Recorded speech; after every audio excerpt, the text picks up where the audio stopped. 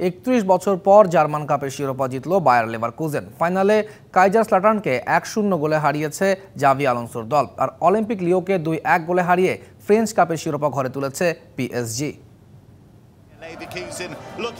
Europa লিগের final হারের ক্ষত নিয়ে বার্লিনের অলিম্পিক স্টেডিয়ামে জার্মান কাপের ফাইনালে কাইজারস্লাটার্নের বিপক্ষে মাঠে নামে লেভারকুসেন। ম্যাচ শুরু হতে না হতেই হলুদ কার্ড দেখেন লেভারকুসেনের ডিফেন্ডার ওদিলন কোসুনু। শুরু থেকে আক্রমণাত্মক মনোভাবে খেলতে থাকা আলোনসোর শিষ্যরা এগিয়ে যায় ম্যাচের ১৬ মিনিটেই। বক্সের বাইরে থেকে বাঁ পায়ের জোরালো শটে লক্ষ্যভেদ করেন গ্রানিট জাকা।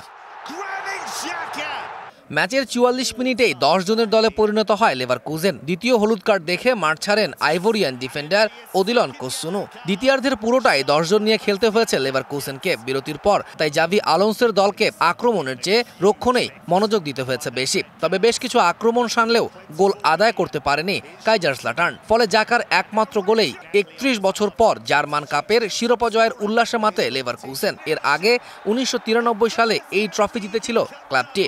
জার্মান বুন্দেসলিগার পর জার্মান কাপ এক মৌসুমে দুটো ঘরোয়া শিরোপা ঘরে তুলল আলোনসোর লেভারকুজেন। জার্মান সুপার কাপে স্টুটগার্টের বিপক্ষে মাঠে নামবে আলোনসোর দল।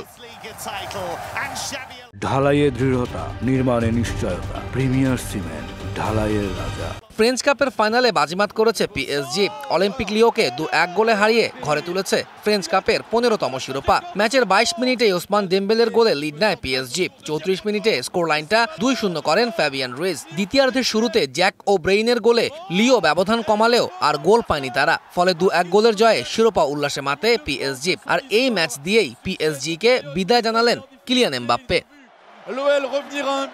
তৌহিদুল ইসলাম, ডিবিসি নিউজ ডেস্ক।